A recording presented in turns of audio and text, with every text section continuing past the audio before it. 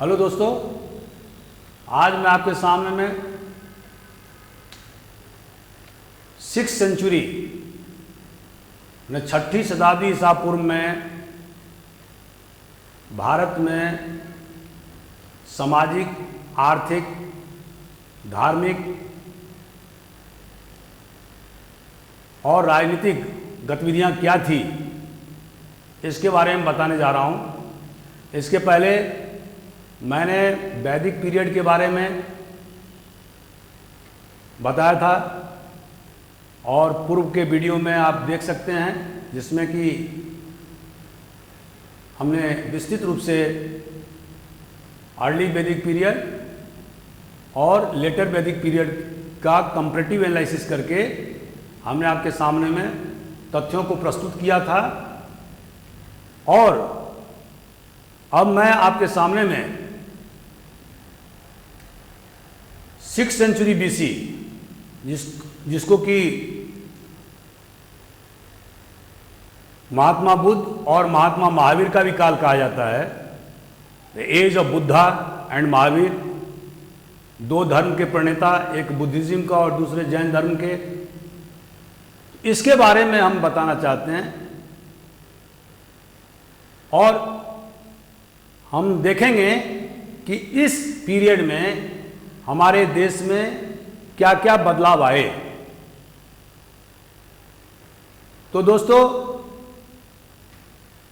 आप देखेंगे कि 6th सेंचुरी BC ना केवल हिंदुस्तान के लिए बल्कि पूरे विश्व के लिए एक बहुत बड़ा क्रांतिकारी बदलाव था। ग्रीस में, मतलब यूनान में पाइथागोरस, आप अच्छी तरह से जानते होंगे पाइथागोरस का सिद्धांत। चीन में कन्फ्यूशियस और पर्सिया में, मतलब आज की ईरान में जोरस्टर, जिन्होंने पारसी धर्म या जोरस्ट्रियन धर्म का इजाद किया था, जिसके वो फाउंडर हैं। और आजकल हिंदुस्तान में पारसी बॉम्बे और सूरत के इलाके में पाए जाते हैं, बहुत ही कल्चर्ड लोग हैं। और इसी पीरियड में महात्मा बुद्ध, जिन्होंने बौद्ध धर्म का की स्थापना की, महात्मा महावीर ने जैन धर्म को आगे बढ़ाया, क्योंकि जैन धर्म का जो इतिहास बताता है कि ऋषभ के द्वारा जैन धर्म की स्थापना की गई थी। और महावीर जो है वो 24वें तीर्थंकर थे। और ये बात समीचीन भी समझ में आता है, सही भी समझ में आता है कि ऋषभ का उल्लेख ऋग्वेद में पाया जाता है। लेकिन जो जैन धर्म का जो असली प्रचार प्रसार है या उसको लोकप्रिय बनाने का काम, वो महावीर या वर्धमान महावीर के द्वारा किया गया। और महात्मा बुद्ध और महावीर दोनों समकालीन थे। तो इस तरह से, और इसके अलावा पाणिनि, जिन्होंने संस्कृत में व्याकरण लिखा, वो 6ठी शताब्दी के लगभग में ही लिखा था। और इसके पहले कहीं भी किसी भी सभ्यता में व्याकरण नहीं लिखा गया था। तो पाणिनि का जो व्याकरण है वो सबसे पुराना, ओल्डेस्ट बुक ऑन ग्रामर है जो संस्कृत में लिखी गई है। तो विचारों की क्रांति 6ठी शताब्दी में विभिन्न देशों में तो हुआ ही, लेकिन इसके पीछे असली कारण क्या था? तो असली कारण यह था कि इस पीरियड में आयरन का इस्तेमाल बहुत एक्सटेंसिवली किया गया। दोस्तों, जैसा कि मैंने आपको बताया था पहले वाले वीडियो में, जो वैदिक पीरियड से संबंधित था, उसमें आर्जन्स के द्वारा जो जमीन की जुताई के लिए हल का उपयोग किया जाता था, उसमें प्लॉशेयर, जिसको फरो भी बोलते हैं, वुडन का होता था, मतलब लकड़ी का बना हुआ था और उसके अपने लिमिटेशंस थे। उससे ज़्यादा मात्रा में या ज़्यादा गहराई तक खुदाई नहीं की जा सकती थी और इसके कारण से एग्रीकल्चर लगभग सबसिस्टेंस एग्रीकल्चर था, क्योंकि उपज की मात्रा ज़्यादा नहीं हो पाती थी। और जब उपज ज़्यादा होगी तो सरप्लस होगा, सरप्लस होगा तो टैक्सेस होंगे, टैक्सेंग हो तो स्टेट का विस्तार होगा। तो ये सब बातें ऋग्वेदिक पीरियड में नहीं हो पाई। उसका कारण यह था कि जो एग्रीकल्चर माने कृषि अपने प्रारंभिक अवस्था में था। The concept of private property भी बहुत ही प्रिमिटिव स्टेज में था। वैदिक पीरियड में के दौरान पूरे पीरियड में कैटल मतलब पशुओं को ज़्यादा इंपॉर्टेंस दिया जाता था और वो चीफ मीन्स ऑफ प्रॉपर्टी था। हालांकि प्राइवेट प्रॉपर्टी का कंसेप्ट धीरे धीरे होने लगा था, लेकिन वो इतना ज़्यादा नहीं हुआ था कि वो पशुओं के इंपॉर्टेंस को घटा दे। लेकिन अब हम जब 6th सेंचुरी में प्रवेश करते हैं, 6th सेंचुरी BC में, तो हम देखते हैं कि एक्सटेंसिव यूज ऑफ आयरन हुआ है, use of iron on large scale in agriculture. दूसरी बात यह है कि जैसे मैंने पूर्ववर्ती वीडियो में आपको बताया था कि वैदिक पीरियड में आर्जन्स शुरू में तो सब सिंधु इलाके में रहते थे, उसके बाद में वो थोड़े से पूरब की तरफ आए, लगभग पश्चिमी यूपी तक। लेकिन अब 6th सेंचुरी BC में उनका विस्तार आज के बिहार के पूर्वी भाग मतलब भागलपुर तक, जिसको कि पुराने जमाने में अंग प्रदेश कहते थे, जिसके बारे में हम बाद में आपको बताएंगे। और महाभारत काल में कर्ण को अंग देश का राजा बताया गया है। तो आर्यों का जो विस्तार था, फैलाव था, वो बिहार के अंतिम छोर तक पहुंच चुका था। और दोस्तों, जैसा आप जानते हैं कि ये जो इलाका है गंगेटिक बेल्ट है, वो सबसे ज्यादा उपजाऊ वाला हिस्सा है। तो जब आयरन का इस्तेमाल हुआ तो सबसे पहले आर्यन्स ने क्या किया कि उन्होंने जंगल क्लियरेंस किया, जंगल की सफाई किया, जंगल को जलाया, काट करके जलाया और उसको खेती योग्य भूमि बनाया। और जिसके कारण से जब उन्होंने आयरन प्लोसियर का इस्तेमाल करना शुरू किया तो उससे खेती अच्छी होने लगी, पैदावार बढ़ने लगी और एग्रीकल्चर पूरी तरह से एक फायदे का सौदा हो गया, सरप्लस होने लगे। और इसके कारण आप देखेंगे जब हम पॉलिटिकल हिस्ट्री बताएंगे कि विभिन्न प्रकार के राज्य की स्थापना होने लगी। तो मगध क्यों सभी जनपद में मगध क्यों सबसे सुप्रीम हुआ, इसके बारे में भी हम बाद में बताएंगे। तो अभी दोस्तों, आयरन के इस्तेमाल से, एग्रीकल्चर के स्थायित्व होने से, प्रोडक्टिविटी बढ़ने से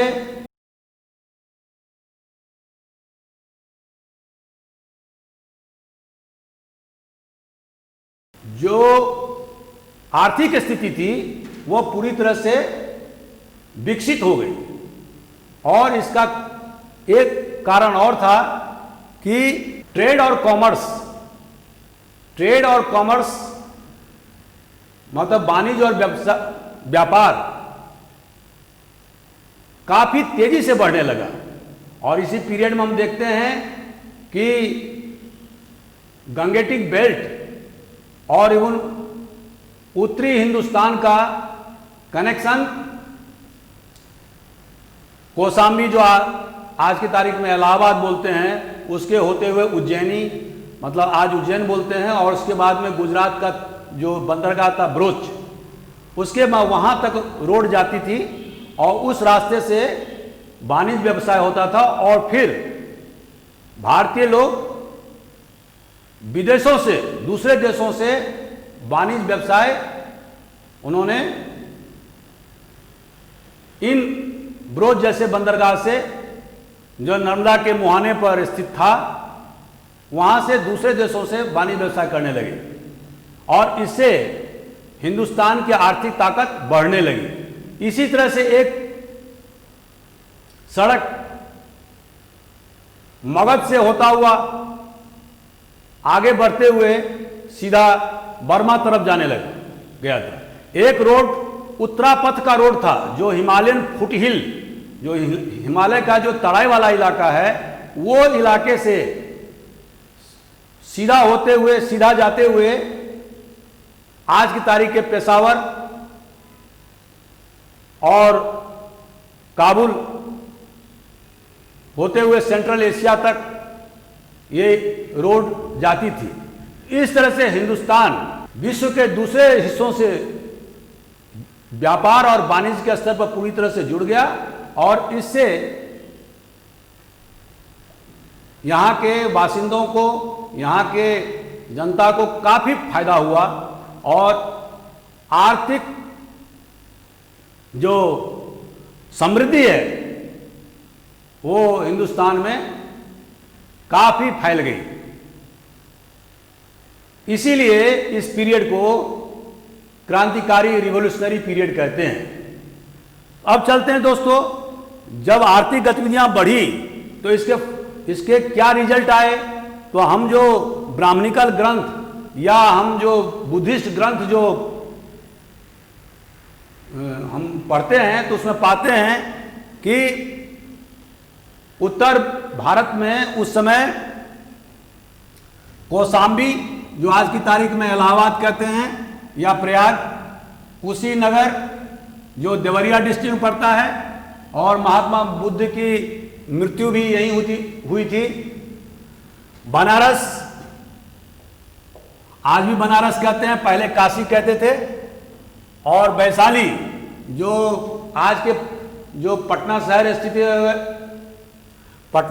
स्थित है, उस गंगा के ठीक नॉर्थ में, उत्तर में वैशाली आज भी है।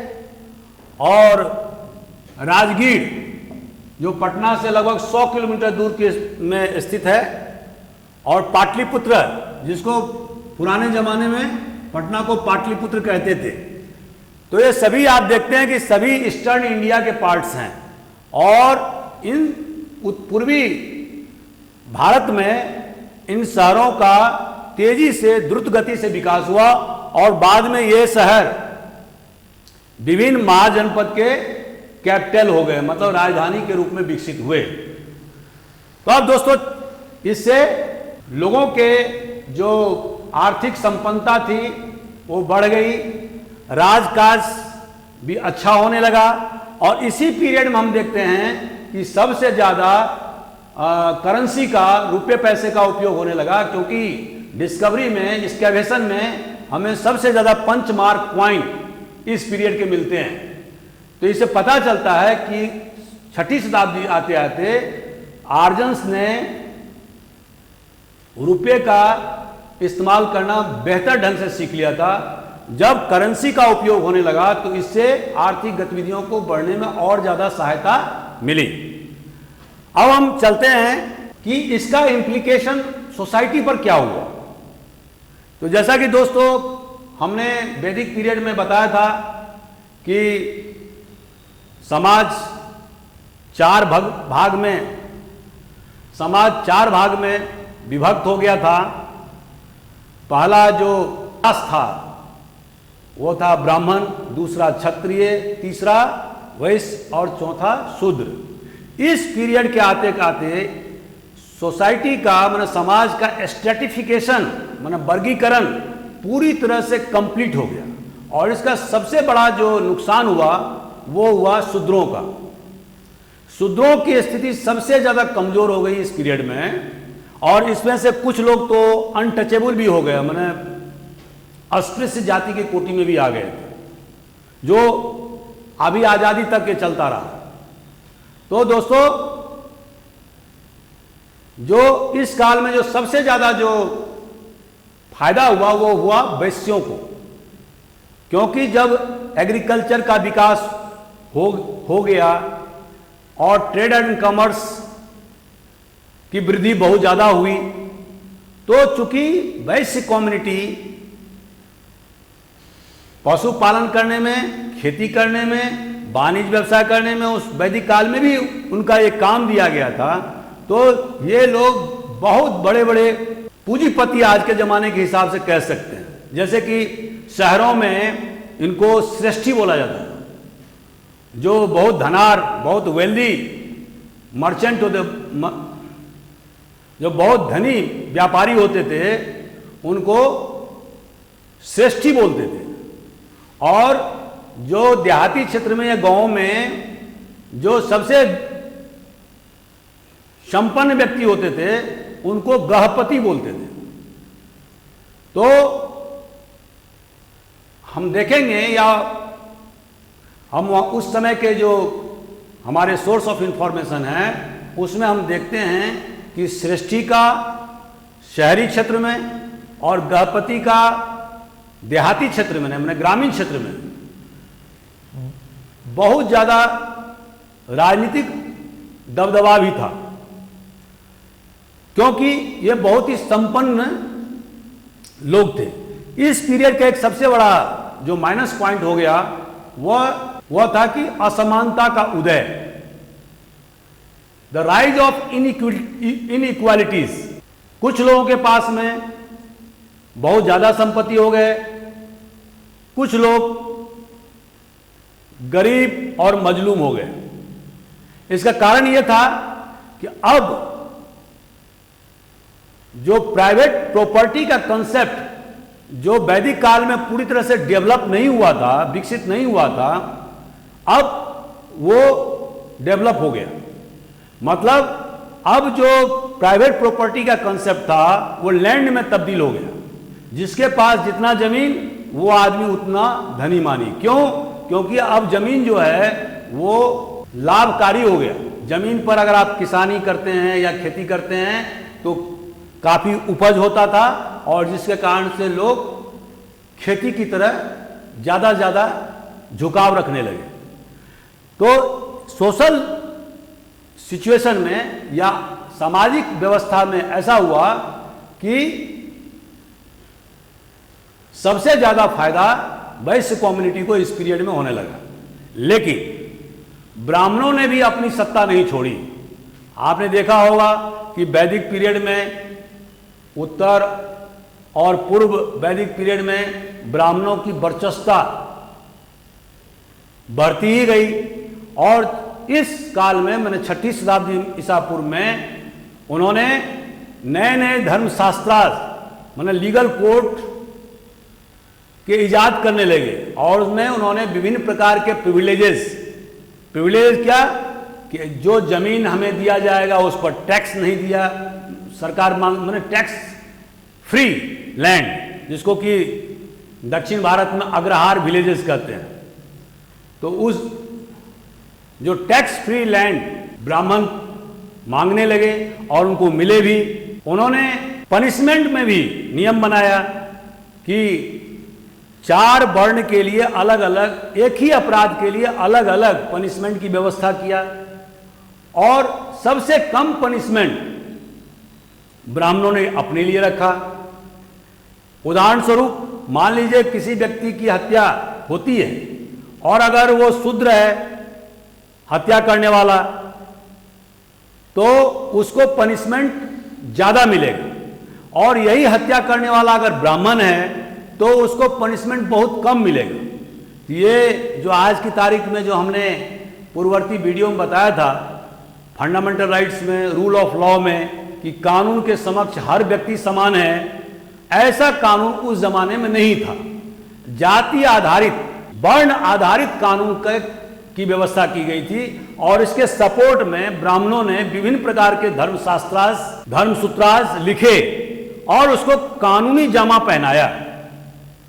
इसका परिणाम क्या हुआ? परिणाम यह हुआ कि जो क्षत्रिय जिनके हाथ में राजकाज था, ब्राह्मणों के इस प्रकार के अनुचित हस्तक्षेप से, मतलब आर्थिक गतिविधियों में हस्तक्षेप, राजनीतिक गतिविधियों में हस्तक्षेप, इससे क्षत्रिय और ब्राह्मणों में मनमुटाव उत्पन्न हो गया। The tension was brewing between both the Werner's. और इस टेंशन के ब्रूइंग होने से क्या हुआ? दो धर्म के उदय हुए। वो क्यों हुए? क्योंकि जो ब्राह्मणिकल सिस्टम था उसमें यज्ञ करना, उसमें पशुओं को बलि देना, ये सब उसके आवश्यक तत्व थे। पनिशमेंट में भी डिस्क्रिमिनेशन था। तो जो दूसरे वर्ग के लोग थे, मतलब जो दूसरे वर्ण के लोग थे, जैसे क्षत्रिय या वैश्य कम्युनिटी जो बहुत ज्यादा ताकतवर हो गया था, वो देखते थे कि अगर पशुओं की ज्यादा मात्रा में बलि दी जाएगी तो उससे कृषि कार्य प्रभावित होगा, क्योंकि एग्रीकल्चर इकोनॉमी धीरे धीरे एस्टैब्लिश हो गया था पूरे गंगेटिक बेल्ट में। तो वो ऐसा धर्म चाहते थे कि जिसमें कि इस पर पूरी तरह से प्रतिबंध हो। तो इसीलिए हम विभिन्न बुद्धिस्ट ग्रंथों में देखते हैं कि महात्मा बुद्ध को श्रेष्ठियों के द्वारा काफी मात्रा में दान दिया जाता था ताकि उनके फॉलोअर्स की संख्या बढ़े। और बुद्धिज्म और जैनिज्म दोनों नॉन वायलेंस के पक्षधर थे, अहिंसा के पक्षधर थे। तो जो वैश्य कम्युनिटी था या शूद्र कम्युनिटी था, वो चाहता था कि ऐसे धर्म की इजाद की जाए जिसमें कि बलि प्रदान या बलि की, पशुओं की स्लॉटरिंग या उसका खात्मा या बलि ना दिया जाए। दूसरा, ब्राह्मणिकल ग्रंथ में, धर्मसूत्राज में ये भी उल्लेख किया ब्राह्मणों ने कि अगर आप लोन देते हैं और उस पर इंटरेस्ट चार्ज करते हैं तो इसको एक घृणित कार्य माना गया धर्मसूत्रा में। इससे वैसे लोग खफा हुए, क्योंकि दोस्तों आप जानते हैं कि वाणिज्य और व्यवसाय में बिना लेन देन के, बिना कर्ज के काम नहीं होता है। तो इस चीज से ब्राह्मण इत्तेफाक नहीं रखते थे और उन्हें लगता था कि ये जो वैश्य कम्युनिटी के द्वारा जो किया जा रहा है वो गलत है, वो अधार्मिक है। तो इससे भी समाज में टेंशन व्याप्त हो गया। तो दोस्तों हमने बताया कि सामाजिक व्यवस्था, आर्थिक व्यवस्था, अब इसके रिजल्ट क्या आए? इसके रिजल्ट आए कि आप देखेंगे महात्मा बुद्ध और वर्धमान महावीर ये दोनों क्षत्रिय थे। महात्मा बुद्ध शाक्य रिपब्लिक के, इसके बारे में हम आगे बताएंगे, कि राजकुमार थे और इनके पिता राजा थे।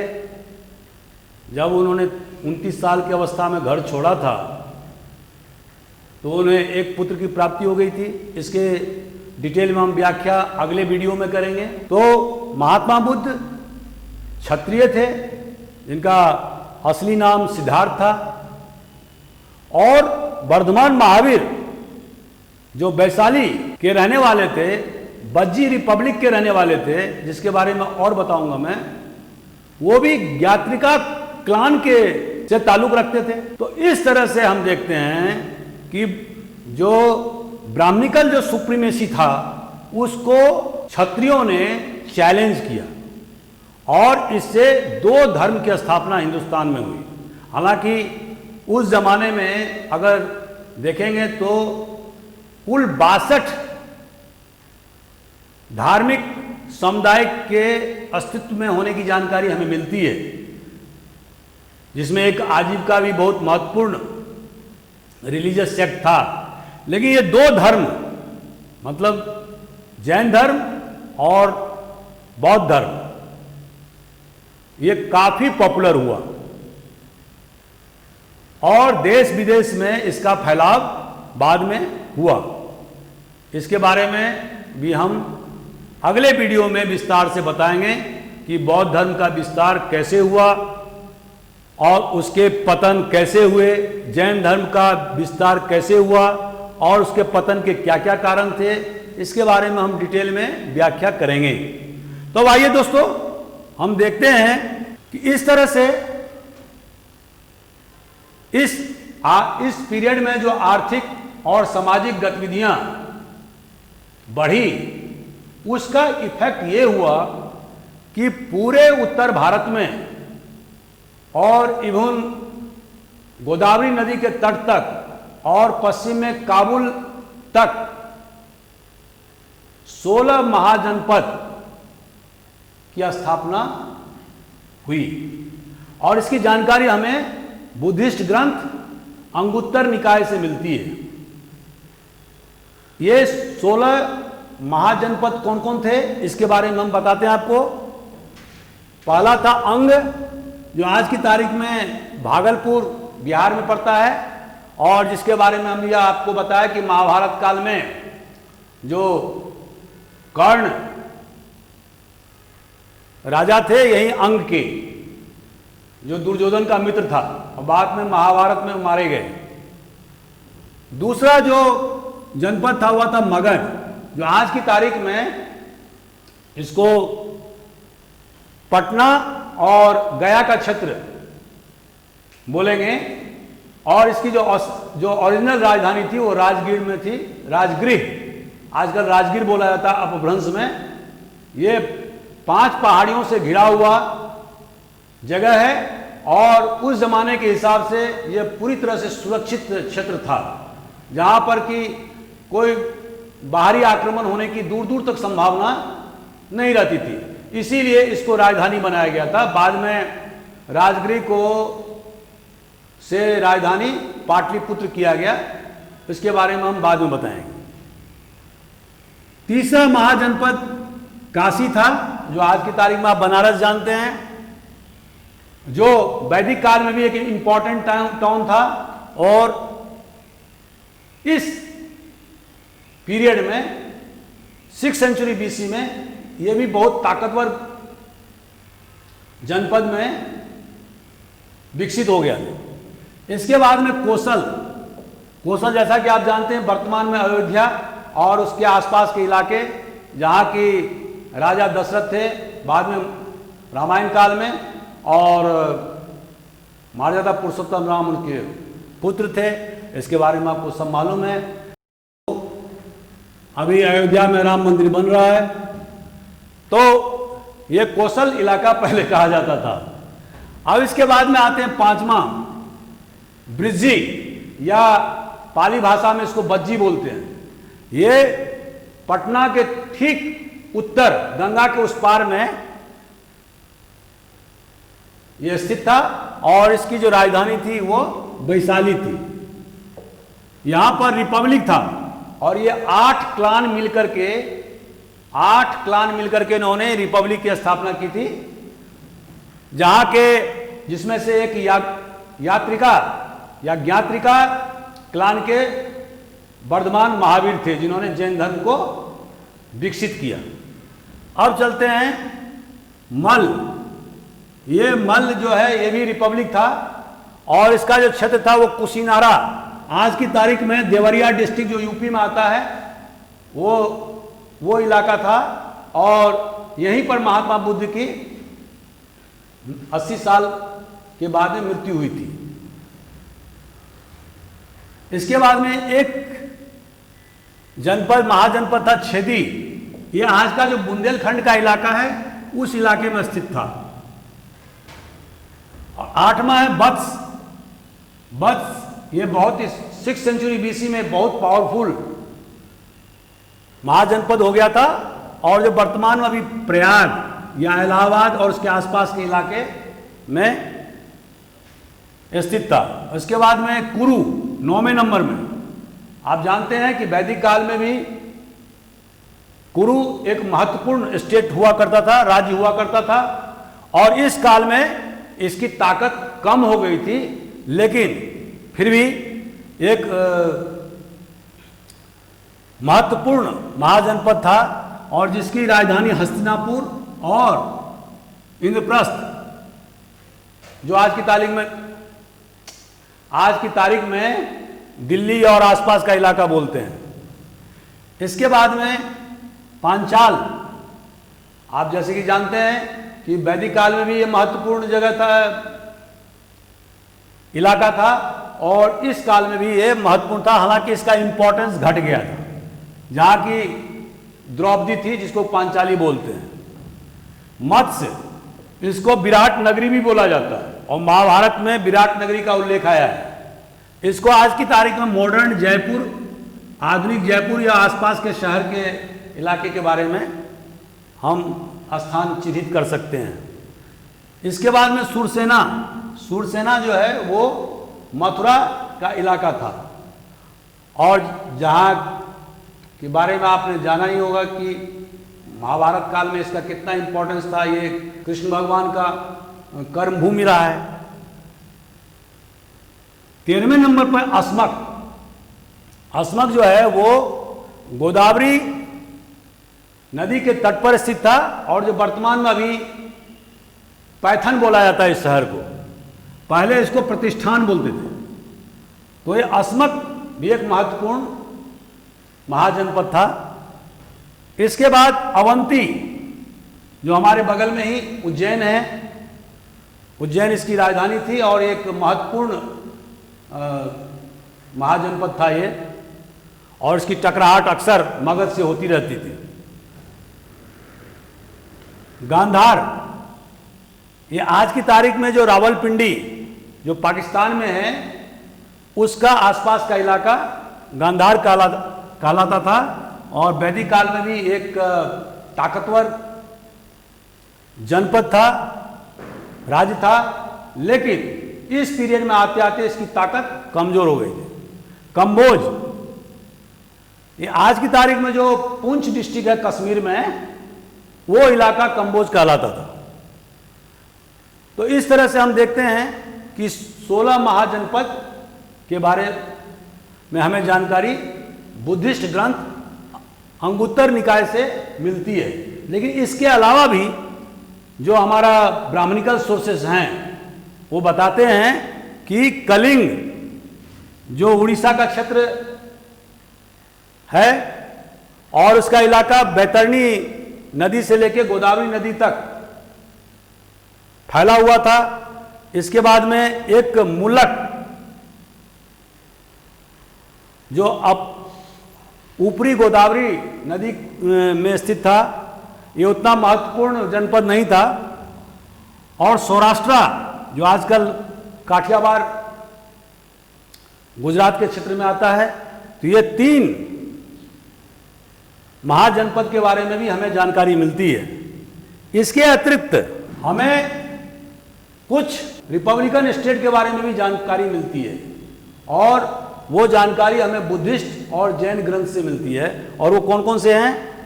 जैसे कि मैंने आपको पहले बताया था, बज्जी या ब्रिजी जो वैशाली में था, मल्ल जिसके बारे में हम बता चुके हैं, और साक्या रिपब्लिक, साक्य रिपब्लिक, जहां से महात्मा बुद्ध के ताल्लुकात थे, वहीं पैदा हुए थे वो, उसी वंश में। और छोटे छोटे गणराज्य जैसे कोलिया, भग्गा, बुलिस, कलमाज, मोरियाज और पिपलीवन और योधयाज, ये राजस्थान में इलाका पड़ता है। तो इस तरह से कुल 9 गणराज्य मतलब रिपब्लिक की भी जानकारी हमें मिलती है। अब ये जो रिपब्लिक में और मोनार्की में, मैंने राजतंत्र में अंतर क्या है? रिपब्लिक में बेसिकली एक असेंबली होता था, जो लोगों के द्वारा चुने जाते थे, खास करके जो आर्थिक रूप से संपन्न लोग होते थे, उनके द्वारा चुने जाते थे, और वही असेंबली अपने में से एक राजा को चुनता था और राजा राजतंत्र की तरह पूरी तरह से सर्वशक्तिमान नहीं होता था, बल्कि वो असेंबली के हिसाब से उसके राय और परामर्श के बाद वो कार्रवाई करता था। मतलब जो उसका बेसिक जो फंडामेंटल जो थ्योरी था रिपब्लिक का, वो था कॉनकॉर्ड।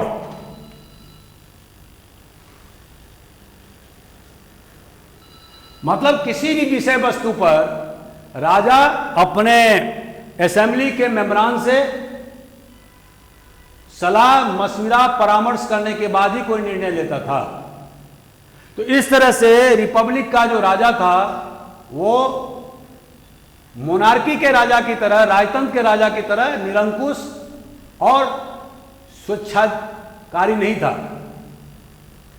उसके पास उसके अधिकारों पर विभिन्न प्रकार के बंदिश थे और बिना राय परामर्श के वो कोई राजकाज नहीं कर सकता था। असेंबली के ही कुछ मेंबर विभिन्न कामों को भी करते थे, जिसको काम बांट दिया जाता था, जिसको आज की तारीख में मिनिस्टर बोल सकते हैं।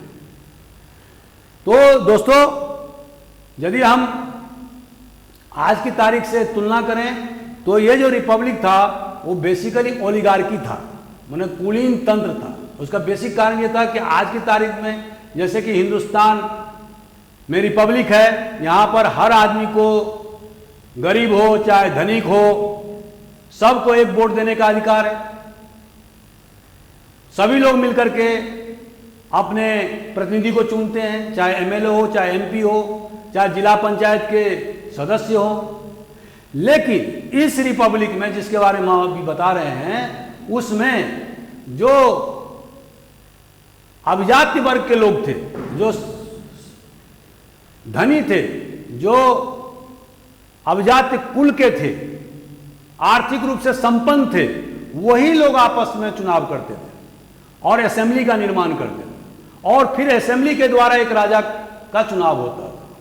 तो सही माने में वो आज की तरह रिपब्लिक नहीं था, बल्कि वो ओलिगार्की था, कुलीन तंत्र था। लेकिन फिर भी उस जमाने के हिसाब से बहुत बड़ी उपलब्धि थी। लेकिन अब हम देखेंगे कि धीरे धीरे रिपब्लिक खत्म हो गया और इसका कारण ये था, जो मोनार्की, जो राजतंत्र है, वो उत्तर भारत में मगध के नेतृत्व में स्थापित हुआ। अब इसके बारे में हम आपसे डिटेल में बात करते हैं। दोस्तों, अभी तक हमने 6ठी शताब्दी ईसा पूर्व में सामाजिक, आर्थिक, धार्मिक और राजनीतिक स्थितियों के बारे में आपको बताया। अब मैं राजनीतिक स्थिति के बारे में थोड़ी डिटेल में बात करना चाहता हूँ कि मगध का विकास कैसे हुआ और एक साम्राज्यवादी ताकत के रूप में वो कैसे उभरा। तो आइए चलते हैं, इसके बारे में बात करते हैं। दोस्तों, हमने अभी तक बताया था कि 16 महाजनपद जो हमें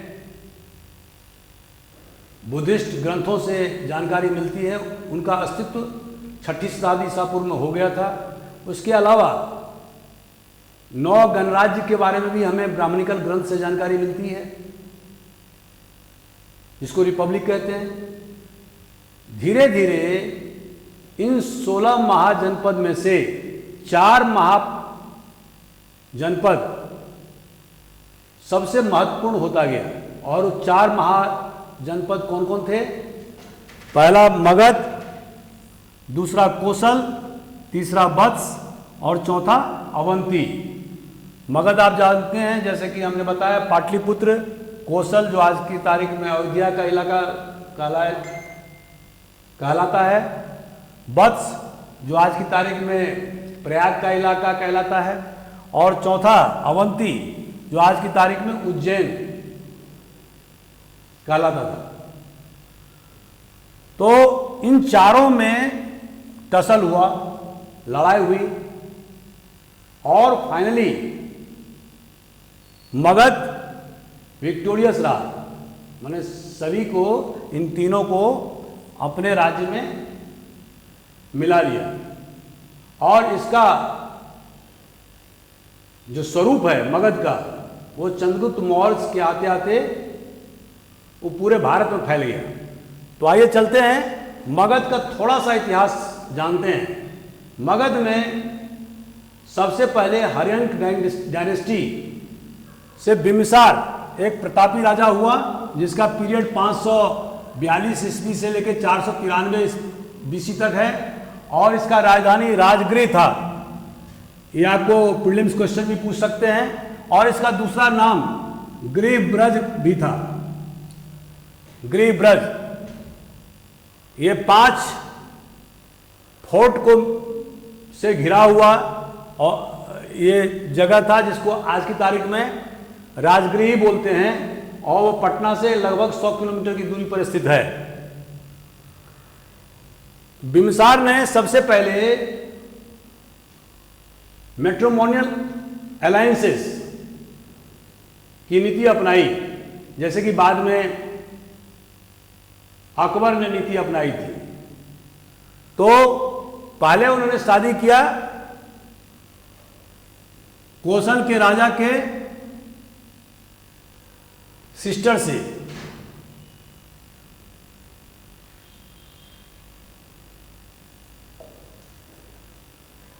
और कौशल के राजा थे उस समय प्रसेनजीत।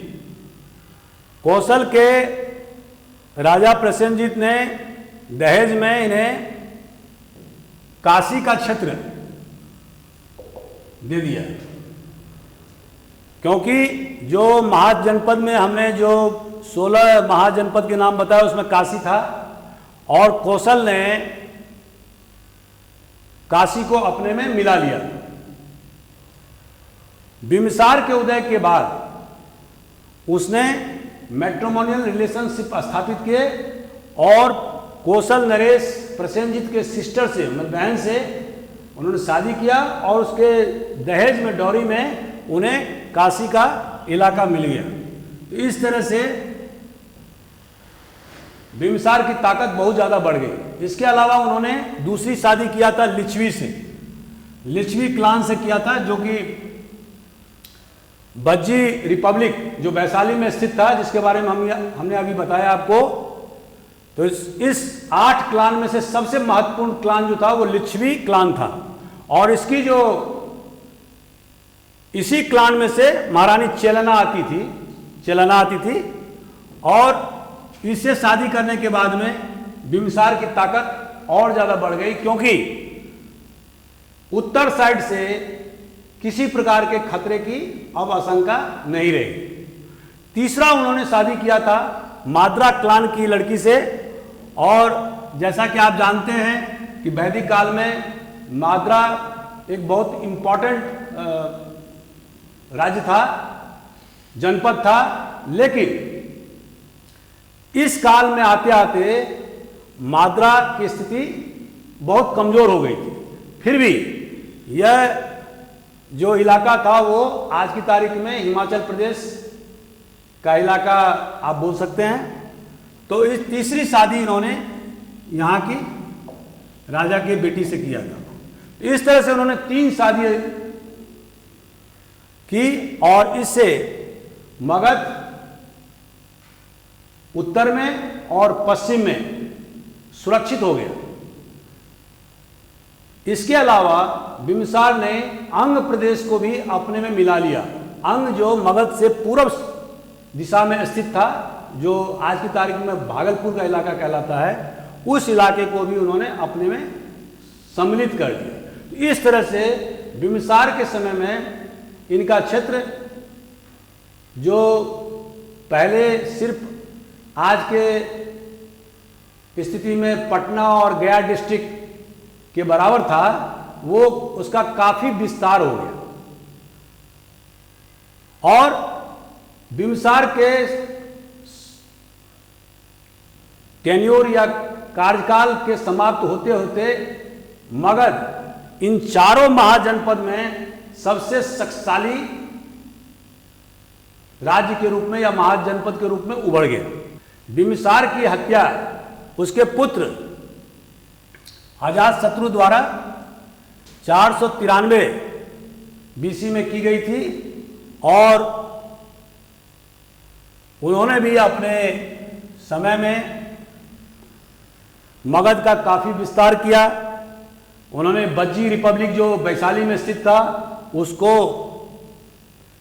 कूटनीति और मिलिट्री ताकत से उसको समाप्त कर दिया, हरा दिया और अपने राज्य में मिला लिया। इन्होंने इसके अलावा जो पाटली ग्राम, जो बाद में पाटलिपुत्र शहर के रूप में उभरा और बाद में राजधानी बना, वहां भी उन्होंने दुर्ग बनाने का काम किया और उसको बहुत ही सुरक्षित किया, क्योंकि एक बहुत बड़ा व्यापारिक सेंटर हो गया था। और जैसा कि आपको मालूम है कि पटना 4 नदी के संगम पर स्थित है। उत्तर में गंडक नदी गंगा में आके मिलती है, गंगा पश्चिम से पूर्व की तरफ बहती है और दक्षिण से पुनपुन नदी आती है जो गंगा में आके मिलती है। तो इस तरह से एक जल दुर्ग था Patna, the fort of water, जहां से आप चारों दिशाओं में कहीं भी जा सकते हैं।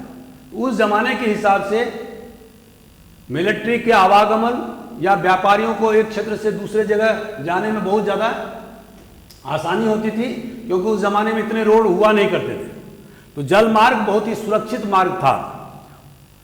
तो पटना का स्थान एक जल दुर्ग के रूप में विख्यात था और उसमें इन्होंने फोर्ट की माने दुर्ग बनाई। इन्हीं के पीरियड में राजगृह में बुद्धिस्ट काउंसिल, प्रथम बुद्धिस्ट काउंसिल का आयोजन किया गया था। जैसे कि दोस्तों आप जानते हैं कि 4 बुद्धिस्ट काउंसिल का आयोजन हुआ था प्राचीन भारत में। पहला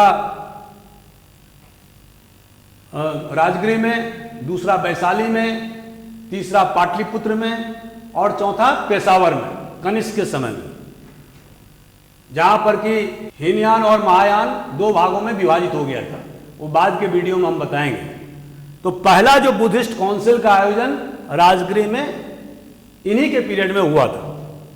अब इसके बाद इन्होंने भी साम्राज्यवादी नीति लागू किया और जो आसपास के जो उनके क्षेत्र थे उसमें विस्तार किया अपने क्षेत्र का। तो इस तरह से अजातशत्रु के पीरियड समाप्त होते होते मगध इन चारों जो महाजनपद थे उसमें सबसे ज्यादा ताकतवर महाजनपद के रूप में उभरा। अजातशत्रु के बाद में उदयन 460 BC से लेकर 444 BC तक राज्य किया और इसके पीरियड का सबसे महत्वपूर्ण घटना है कि उन्होंने राजगीर से पाटलिपुत्र में अपनी राजधानी को ट्रांसफर कर दिया था। और जैसा हमने बताया कि पाटलिपुत्र एक जल दुर्ग के रूप में स्थित हो गया था और यहाँ से आना जाना चारों तरफ बहुत आसान था। तो इसीलिए राजगीर से उन्होंने पाटलिपुत्र राजधानी लाया। इसके बाद में उदयन के पीरियड खत्म होने के बाद में हर्यन डायनेस्टी समाप्त हो गया और इसके बाद में शिशुनाग डायनेस्टी शुरू हुआ जो कुछ दिनों के लिए चला। और इसके पीरियड में सबसे जो महत्वपूर्ण घटना है वो है जो चौथा जो महाजनपद था अवंती, इसको इन्होंने समाप्त कर दिया और इस महाजनपद को अपने राज्य में मतलब मगध का पार्ट बना लिया, मतलब हिस्सा बना लिया। इसके बाद जो अगला डायनेस्टी है वो है नंदा डायनेस्टी। इसमें सबसे जो प्रतापी राजा हुए हैं उसको महापद्मनंद कहते हैं और इन्होंने अपने आप को एकारत EKARAT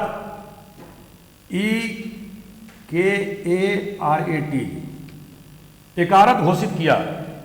इसका मतलब होता है कि ये इनके सामने में दूसरे सभी लोग नीचे हैं, मतलब ये पूरे इलाके के आज की तारीख में सम्राट बोल सकते हैं कि इनकी सत्ता को कोई चुनौती नहीं दे सकता है और ये सबसे ज्यादा ताकतवर सम्राट हैं, एकारत हैं। इन्हीं के पीरियड में जो सबसे महत्वपूर्ण घटना है वो है कलिंग। कलिंग का इन्होंने मगध में एनेक्सेशन किया, मिलाया और इस तरह से मगध एक शक्तिशाली और साम्राज्यवादी ताकत के रूप में उभरा, जिसकी परिणति बाद में चंद्रगुप्त मौर्य के 321 BC में ईसापुर में होती है, जिसने मौर्य वंश की स्थापना किया। और इस चंद्रगुप्त मौर्य ने महापद्मनंद के पुत्र धननंद को चाणक्य या कौटिल्य की सहायता से हरा दिया, उसे मार दिया गया और इस तरह से मौर्य वंश की स्थापना किया। इसके बारे में, मौर्य के इतिहास के बारे में और चंद्रगुप्त के प्रशासन और अशोक के शासन एवं उसके धर्म की नीति के बारे में और मौर्य वंश के डिक्लाइन क्यों हुए, इसके बारे में अलग से वीडियो में आपको बताएंगे। अभी हम चलते हैं, एक पॉइंट और है जो वाई मगध बिकेम विक्टोरियस। ये सारे जो महाजनपद थे उसमें मगध ने सभी पर धीरे धीरे सत्ता क्यों स्थापित किया, एक साम्राज्यवादी ताकत के रूप में क्यों उभरा। तो उसका जो कारण है वो हम बताना चाहते हैं आपको कि पहला जो शुरुआत में जो बिंबिसार, अजातशत्रु या उदयन, ये तीन जो हर्यंक डायनेस्टी के जो राजा हुए, ये बहुत ही काबिल लोग थे। और बिंबिसार तो महात्मा बुद्ध और वर्तमान महावीर के समकालीन थे, तो इन्होंने अपनी चतुराई से, डिप्लोमेसी से, और अजातशत्रु ने भी डिप्लोमेसी से इन्होंने अपने राज्य का विस्तार किया और साथ साथ एक नए चीज का भी उपयोग किया। क्योंकि जो पाटलिपुत्र था वो छोटा नागपुर, जो आप झारखंड का आजकल इलाका बोलते हैं, वो जंगलों से भरा पड़ा था, काफी तादाद में हाथी वहां आज भी मिलते हैं। तो युद्ध में उन्होंने हाथी का उपयोग करना शुरू किया। तो इस कारण से दूसरे जो महाजनपद के राजा थे उन पर उनको आसानी से बढ़त मिलने लगी। तो वारफेयर में उन्होंने हाथियों का ज्यादा संख्या में इस्तेमाल करना शुरू किया और ये जगह जगह अविजित रहे। इसके अलावा जो महत्वपूर्ण चीज है वो है राजगीर का इम्प्रेग्नेबल दुर्ग होना। मैंने जैसे मैंने बताया कि राजगीर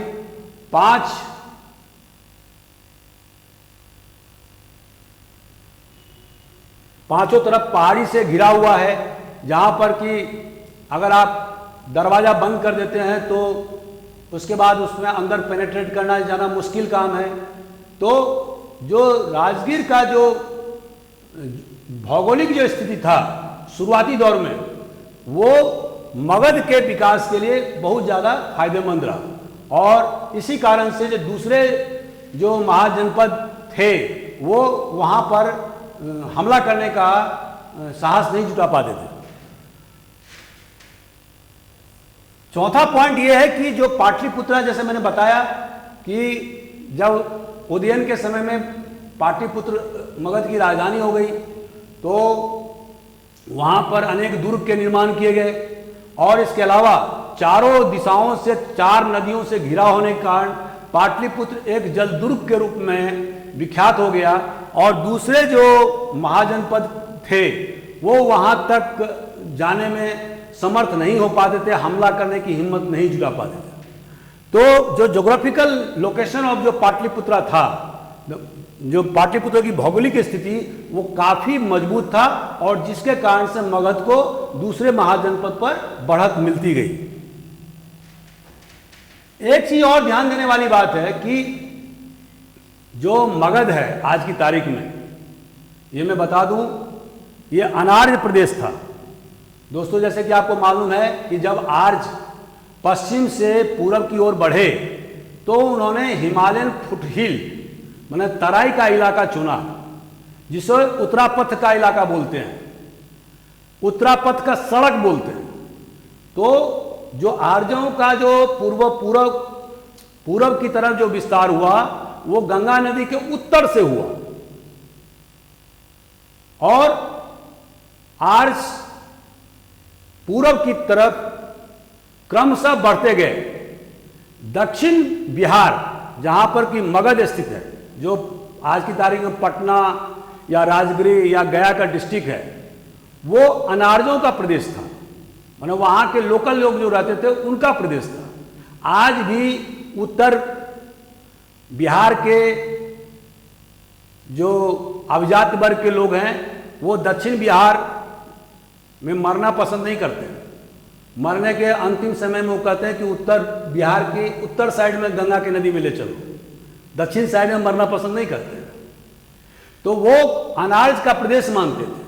अनार्य के प्रदेश होने के कारण मगध की जो सोसाइटी थी वो ट्रेडिशनल सोसाइटी नहीं थी, वो ब्राह्मणिकल डोमिनेंस न ब्राह्मणों के प्रभुत्व वाला क्षेत्र नहीं था वो, जिसमें कि विभिन्न प्रकार के बंदिश और ब्राह्मणों के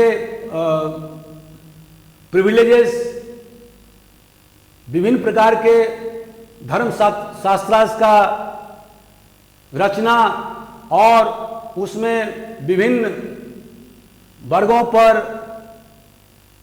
अनेक प्रकार के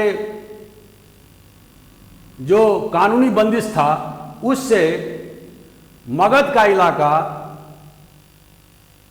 अप्रभावित था। तो जिसके कारण से वहाँ जो सेना का निर्माण हुआ या जो समाज की जो संरचना थी वो काफ़ी इगैलिटेरियन, माने ज़्यादा भेदभाव वाला समाज अभी स्थापित नहीं हुआ था। और इससे वहाँ के जो राजा थे बिम्बिसार या अजातशत्रु या उदयन, इनको सेना गठित करने में और दूसरे जगह आक्रमण करने में बहुत ही सहूलियत हुआ और इसी कारण से उनकी सेना अविजित रही थी। अगला पॉइंट है वाणिज्य और व्यापार में वृद्धि।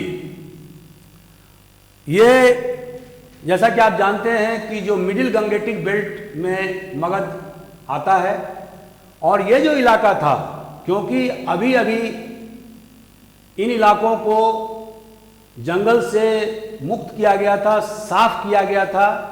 आर्यों ने यहाँ पर उत्तर बिहार में खास करके लोहे के उपकरणों का भारी मात्रा में इस्तेमाल किया था जंगल को काटने में और खेती करने में। तो इस कारण से जो